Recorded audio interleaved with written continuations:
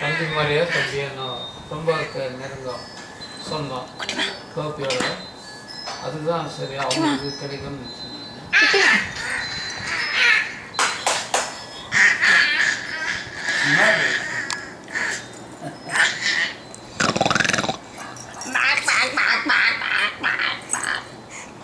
கத்து கத்து எப்படி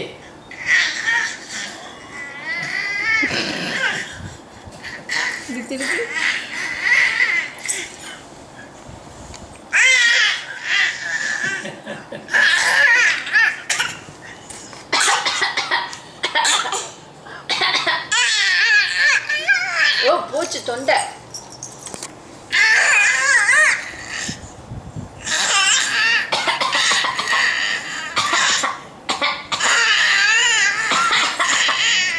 Mm.